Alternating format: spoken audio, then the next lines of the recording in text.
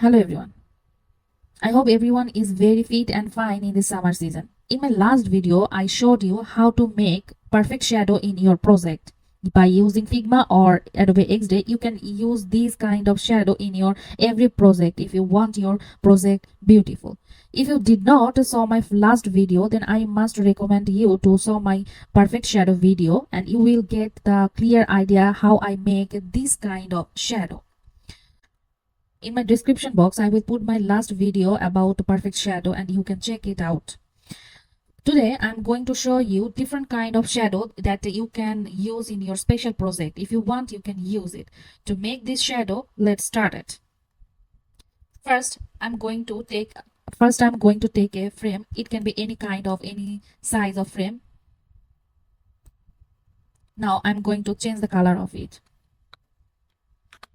Now the question is, why should I change the color of my background when I try to make the shadow? Well, it's very simple. If you don't change the color of your background when you are trying to put some shadow in your project, then your shadow will not be visible. To make your shadow visible and perfect, you should change the background of your frame. You should change the background. You should change the color of your background of the frame.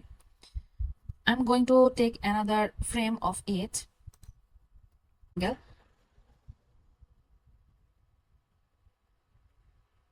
Quite similar of this rectangle.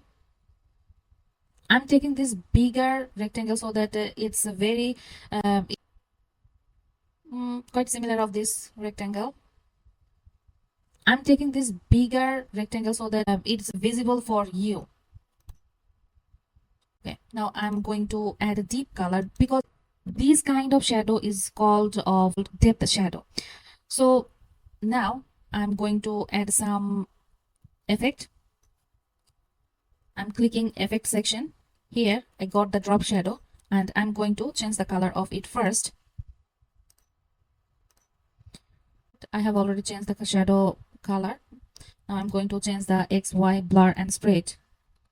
I want to keep the X 0 and I want to increase the number of Y 12 and want to increase the blur of 8. I'm taking 24 for now and I'm going to change the opacity of this color. I think 15 will be good for now. Yes.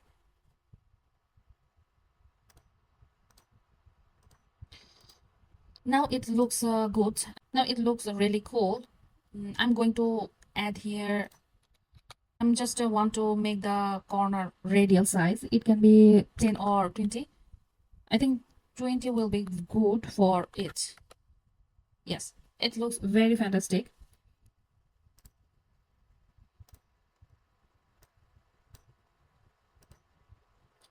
I think perfect white will be good. I think the background of white will be good for now.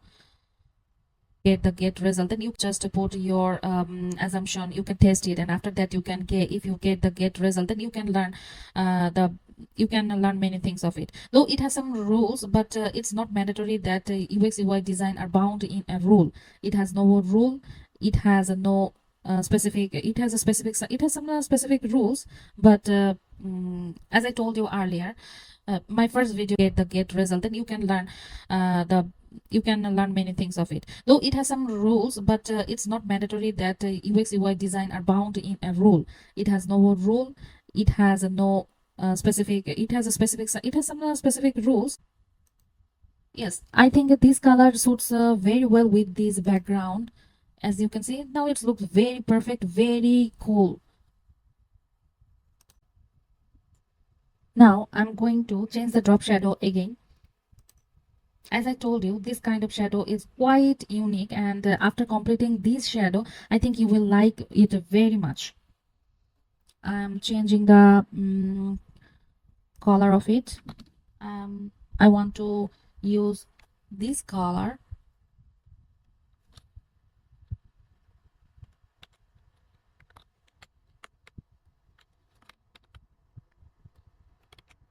Sometimes I use this color. So very amazing, very cool. As you are seeing it, now I'm going to add here more attractive shadow. So what I am going to add it. Actually, this kind of shadow mainly used in Google and many bigger companies. I have also seen that it's not only a shadow; it's one kind of effect, white effect.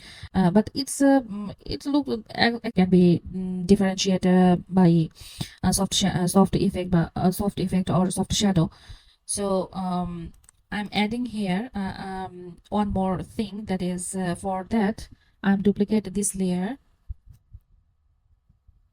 and removing this drop shadow here and change the color of it. I'm going to add here something dark color. Okay.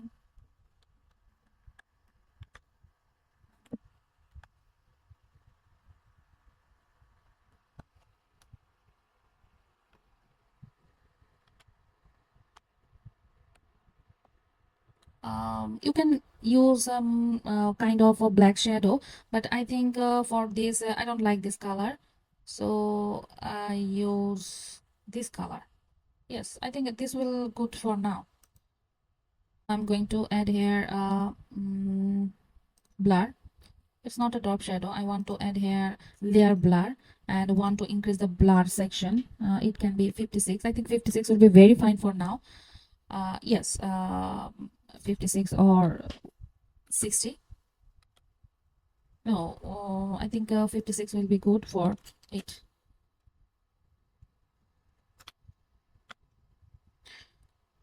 Now what I'm going to do that I'm going to place it the background of the main object. Here is our main object, and I'm going to make this, yes, and I'm trying to put it in a right place so that you can understand.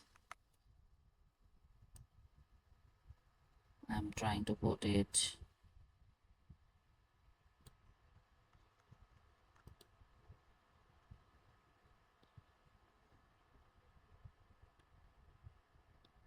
See how cool to see this. Is not it so cool? If you like this, you can give the opinion of your in my comment section. See the whole project. How looks it's awesome, and it changed the color, changed the main opposite. I'm going to, yes, and I'm going to change the direction of it. See how realistic shadow to see this. You can use this kind of shadow in your project. Or now I'm going to showing you another kind of shadow. The name of this shadow is a complex shadow. For making that, I am just going to duplicate this whole shadow, and I just want to make the difference between this one and this one, so that you can understand it very well. So for this first one, shadow effect will be it will be less amount of it, and the upper portion of the shadow will be increased. For the complex shadow, I will keep this upper portion this size. Y will be 12 and blur will be 24, and the opposite will be the same. I'm not going to change anything. Now I'm just duplicating this layer and change the drop shadow of it. Here I'm increase it 24. I'm going to change the blur section. It can be 48, and everything and other part of it, everything I will keep it remain. See how cool and different kind of shadow is this. See, this is the layer part, the lower part, and this one is upper part. See, so this kind of shadow you can use wherever you want, and with showing you various kind of shadow from here to here. And now it's your turn. Our practice for today is enough for now, and our next video will coming soon. For now, ta-ra.